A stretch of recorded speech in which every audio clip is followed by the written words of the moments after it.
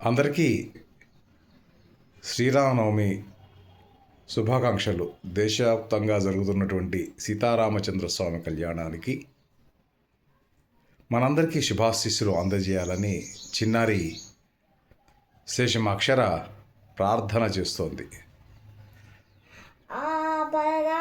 భక్తారం దాతారం సర్వసంపదాం లోకాభిరామం శ్రీరామం భూయో భూయో నమామ్యహం.